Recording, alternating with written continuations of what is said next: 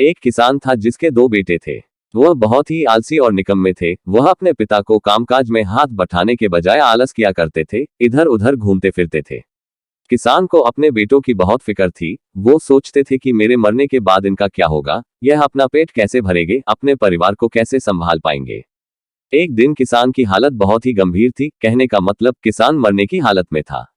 तभी किसान ने अपने दोनों बेटों को बुलाकर उनसे कहा कि हमारे खेत में एक खजाना गड़ा हुआ है, लेकिन वह किस जगह है उसकी जानकारी मुझे भी नहीं है, लेकिन खोदने बाद तुम्हें वो खजाना मिल जाएगा। इतना कहकर किसान भगवान को प्यारे हो गए। खजाने की खबर सुनकर दोनों बेटों के मन में लालच आ गया और वो दोनों खेत पर चले गए और खेत को खोदने लगे। खजाने के लालच में कुछ ही दिनों में पूरे खेत को खोदने के बाद वह घर जाकर बैठ गए और वह अपने पिता को कोसने लगे। इसी तरह कुछ महीने बीत गए और वर्षा ऋतु का आगमन हुआ। किसान के बेटों के पास पेट भरने के लिए सिर्फ एक ही जरिया था, वो है खेती। तब बाकी किसानों की तरह किसान के बेटों ने खेत में बीज बोने शुरू कर दिए।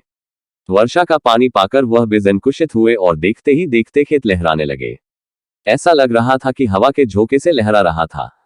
यह देखकर किसान के बेटे बहुत खुश हो गए। उनको समझ आ गया कि परिश्रम ही सच्चा धन होता है, और वो उसी तरह से अपने पिता के शब्दों का मोल भी समझ गए और अपने कामकाज में लग गए।